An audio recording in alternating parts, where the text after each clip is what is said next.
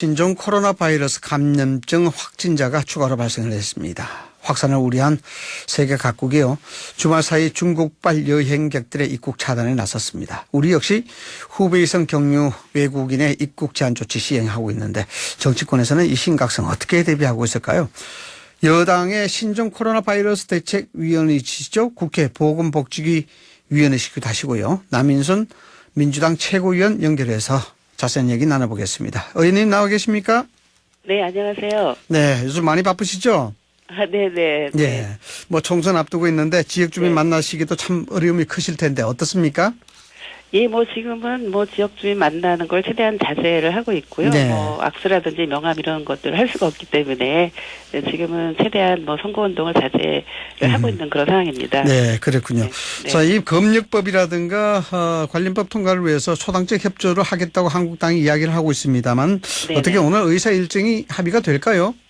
예, 오늘 의사 일정을 오늘은 꼭 합의를 해야 된다고 생각하는데요. 이제 지난달 30일 날 그 임시국회를 연다는 데는 의견을 모았는데 네. 구체적인 의사 일정 합의가 안 된 거거든요. 근데 지금 어쨌든 이번에 2월 임시국회를 열어서 이 검역법 개정, 이게 검역법이 굉장히 그동안 오랫동안 기존 아주 오래된 체계로 돼 있었기 때문에 네. 좀 선진화시켜야 됩니다. 그래서 네. 그런 검역법도 개정을 해야 되고 또 지자체 방역을 지원하는 거라든가 이런 걸 초당적으로 얘기해야 될 부분이 있고요. 네. 그리고 또 4.15 총선 자체가 이제 코앞에 왔기 때문에 그 선거구 획정 처리도 좀 시급한 이런 상황입니다. 그래서 여러 가지 이런 민생이나 안전 법안 또 경찰 개혁 법안도 처리를 해야 되지 않겠습니까? 네. 여러 가지 이슈들이 있기 때문에 아마 한국당에서도 2월 초순을 지나서 여는 거를 희망하고 있다고 들었기 때문에요. 오늘 정도에 여야 원내 수석 부대표가 회동해서 그 세부 일정을 논의를 하지 않을까 이렇게 기대를 하고 있습니다. 네, 원만하게 합의가 될 것으로 전망을 하고 계시는군요. 네. 예. 네. 자, 어쨌든 야당의 공세가 만만치가 않습니다. 네. 이 신종 바이러스 감염 확산 어쨌든 정부 여당의 책임론이 있다 이렇게 본 것 같은데. 네네. 지난 메르스 사태와는 달리 이게 주객이 좀 전도된 것 같았어요. 네네. 입장이 바뀌어졌는데 어떻습니까? 네. 야당의 공세에 대해서. 지금은 사실 여야 정치권 모두 이 신종 코로나 바이러스에 대해서 좀 초당적으로 협력을 하는 것이 절실하다고 생각을 합니다. 그래서 네. 이 정치 공세적인 것은 좀 중단을 해야 되지 않나라는 생각을 하고 있고요. 또 처음에 이제 자유한국당 쪽에서 모든 중국인의 입국 금지를 요구를 했었는데 사실 이 부분은 조금 아직은 좀 과잉적인 부분이 있어서 우선 정부가 후베이성 입국 금지 조치를 한 것이거든요. 그래서 이런 식의 얘기들은 조금 자제를 해야 되지 않나라는 생각을 하고 있고요. 네. 제가 2015년 그때도 보건복지위원이었었습니다. 메르스 사태 때 당시 박근혜 정부였었는데 그 당시는 사실은 186명의 감염자와 38명의 사망자를 냈었습니다. 근데 그때 사실 초동 대응 실패가 사실 컸었고요.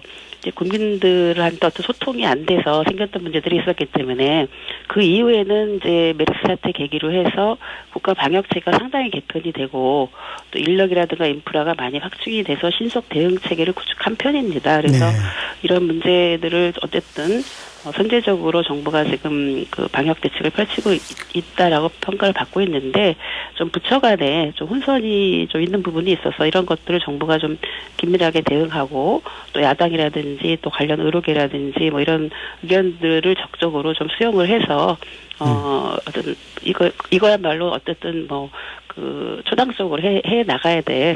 또 민간이 함께 협력해서 해 나가야 돼. 좀 그런 상황이라고 생각을 하고 있습니다. 네, 의원님께서는 민주당 최고위원이시기도 하고 보건복지위원회 전문위원이시기도 한데 네. 메르스 사태와 비교를 해봤을 때 초기 대응에 지금 현 사태가 전혀 문제가 없다고 보시는 것 같아서 드리는 말씀입니다. 전혀 문제가 없습니까? 아니 그런 건 아니고요. 네. 예, 초기에 전혀 문제가 없다 이렇게 생각할 수는 없죠. 왜냐하면 이게 신종 바이러스라고 하는 게 신종이지 않습니까? 그러다 보면은 이게 거기에 대한 어떤 대응해야 되는 여러 가지 기존의 어떤 전문 지식이 쌓여 있는 게 아니다 보니까 좀 더 저는 선제적으로 과잉하다 싶을 정도로 방어 체계를 갖춰야 된다고 생각합니다. 그래서 그런 점에서 그런 점에서 이제 의견들을 빨리빨리 좀 수렴을 해서 해나가야 된다고 생각하는데 부족한 점이 분명히 있다고 생각합니다. 왜냐하면 여러 가지 지금 저희가 예를 들면은 이제 역학조사 인력이라든지 검역하는 인력이라든지 이런 부분들을 원래 예산을 확보해서 하려고 했었는데 그런 부분들이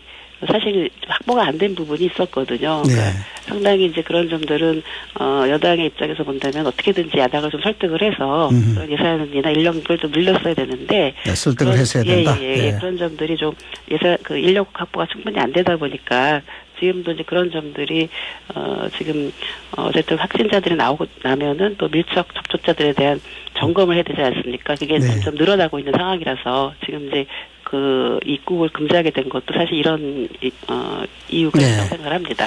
네, 어저께 말씀을 하셨으니까 드리는 말씀입니다만 중국인 네네. 입국 금지 1차 발표가 났었지 않습니까? 네네. 뭐 당 차원에서 이 부분을 어떻게 보고 계신지 모르겠습니다만 발표 내용이 좀 오락가락했었어요. 뭐 중국 여행의 여행 경보 자체를 철수 권고로 뭐 상향 조정한다든가 네. 뭐 중국 방문에 대한 금지 예정도 좀 달라지는 여러 가지 좀 혼선이 있는데 이건 왜 그렇게 혼선이 빚었다고 보십니까?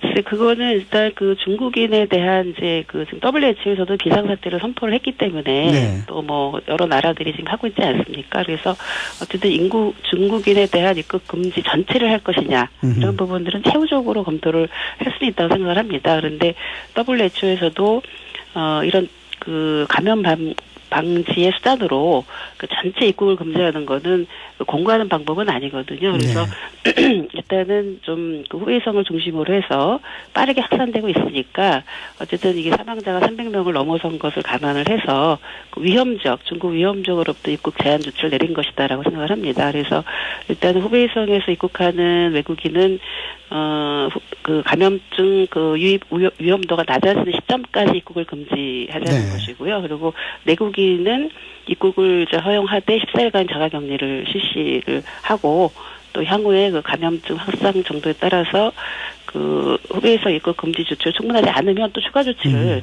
또 한다 이렇게 이제 발표를 했기 때문에 그것이 오락가락하다고 느낄 수는 있는데 현재 단계에서는 일단 후베이성이고 이 상황을 또 봤을 때 또 추가 조치를 할 수 있는 것이 아닌가라고 생각을 합니다.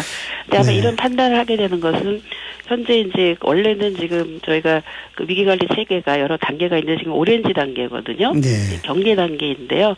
이게 경계 단계는 이제 국내 유입된 그 해외 신종 감염병의 제한적 전파 단계 상황입니다. 그래서 그 질병관리본부의 그 방역대책본부하고 보건복지부의 그 중앙사고수습본부 중심으로 대응을 하고 있는데 사실은 가장 높은 단계는 레드 단계입니다. 심각 단계인데 이럴 때는 그 신종 감염병이 지역사회 전파가 되거나 전국적 확산 단계일 때 이걸 하게 돼 있고 중앙안전대책본부를 운영하게 되어 있습니다. 그러니까 범부처적인 총력 대응을 하게 되는 건데 현재는 경계 단계이지만 사실은 그 심각 단계 수준으로 대응을 하고 있다라는 거죠. 네.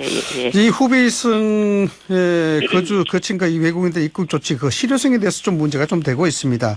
네. 뭐 인구 1,100만의 후베이성에서 이미 500만 명이 다른 나라로 격리를 하고 있거나 또 나갔다고 일으켜지는데 이게 과연 후베이 전역을 봉쇄한 게 중국 전역을 봉쇄하는 것과는 달리 희소성이 없다.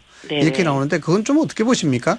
그래서 지금 일단 모든 중국인들이 입국할 때는 어디를 격리했는지 이런 부분들을 그 후베이성에서 온 것만 저희가 제한을 하는 것이 아니라 어디서 경로에서 왔는지 그거를 먼저 따로 확인을 하고 그렇게 하는 것으로 했기 때문에 이제 이미 뭐 다른 지역으로 이동한 분들에 대해서도 어디에서 경로에서 왔는지를 확인하도록 그렇게 하는 것으로 알고 있습니다. 네.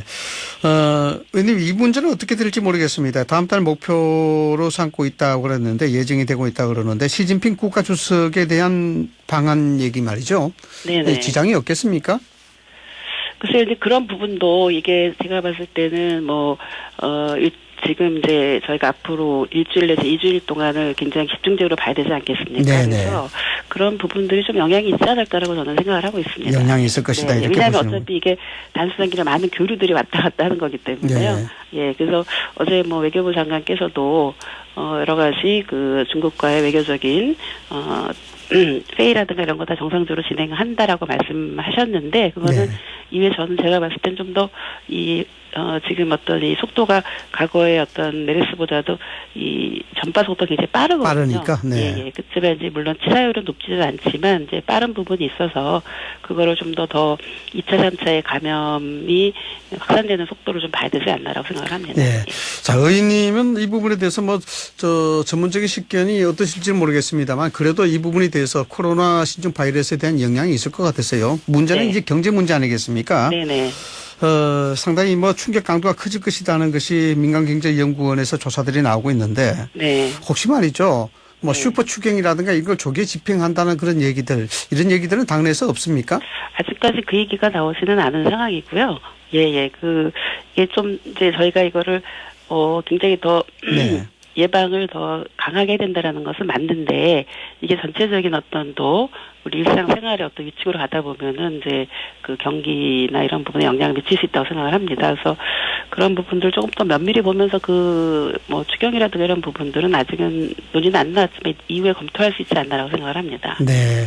자, 알겠습니다. 관련해서, 정치 쪽의 움직임도 좀 살펴봐야 될 것 같은데요. 네네. 자, 의원님, 민주당 지지율이 계속 좀 하락 추세를 보이고 있습니다. 네네. 2017년 5월 문재인 정부 출범 후의 최저치다 이렇게 이야기하고 있는데 네. 당내에서도 고심이 좀 많으실 것 같아요. 예. 네. 어떻게 진단을 하고 계십니까? 지금은 어쨌든 신종 코로나 바이러스 군변이라고 생각을 하는데요. 이것이 중요한 배경이 되고 있다고 생각을 합니다. 그래서 당 지도부에서는 여론 동향을 예의주시를 하고 있는데 이런 위기는 또 기회가 돼야 된다고 생각을 하는데 네.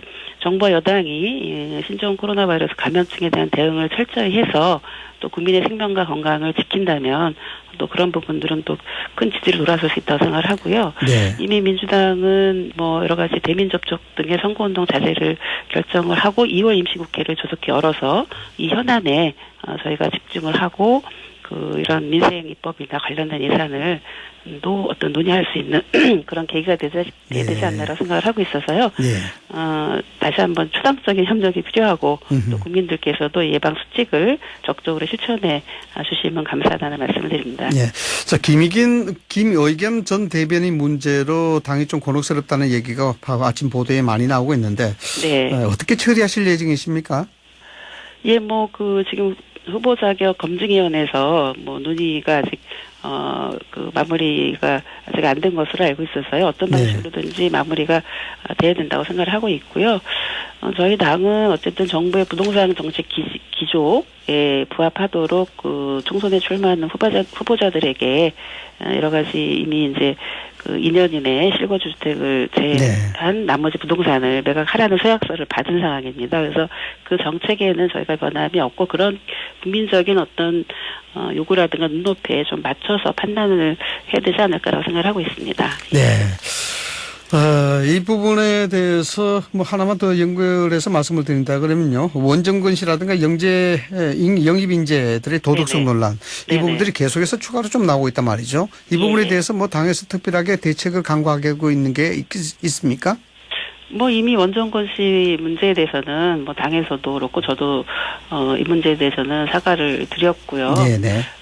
이런 문제가 더 이상 발생하지 않도록 저희는 이제 지난 미투 운동 이후에 젠더 폭력 문제에 대해서는 무관용 원칙이라는 걸 다시 한번 천명을 드렸습니다. 그래서 이제 그렇지만 재발되지 않도록 저희가 검증을 좀 더 철저히 하는 체계를 좀 갖추고 있는 상황이고요. 그리고 지금 저도 강사를 했지만 전현직 국회의원이나 모든 입후보 예정들을 대상으로 해서 성인지 교육, 젠더폭력 예방 교육을 이미 실시한 바가 있습니다. 네. 네. 자, 자유한국당 황교안 대표가 수도권 험지 출마 여부가 이제 논란이 되고 있는데 네네. 민주당 예비 후보들의 러브콜이 좀 많이 나오고 있습니다. 만약에 네네. 말이죠. 네네. 황교안 대표가 험지인 송파를 지목을 하신다 그러면 의원님께서 러브콜 어떻게 보내실 예정이십니까? 글쎄요, 강남, 제가 있는 송파하고 명도 강남 상부에 속해 있어서, 자유한국당의 경우에는 강남 상부를 수도권 험지라고 할 수 있을지 모르겠지만, 황교안 대표를 비롯해서, 자유한국당에 어떤 누가 오더라도, 제가 승리할 자신이 충분히 있습니다. 네. 알겠습니다. 네. 오늘 아침 일찍 여러 이야기 해 주셔서 감사합니다. 네, 감사합니다. 지금까지 남인순 더불어민주당 의원과 이야기 나눠봤습니다. 오늘 말씀 고맙습니다.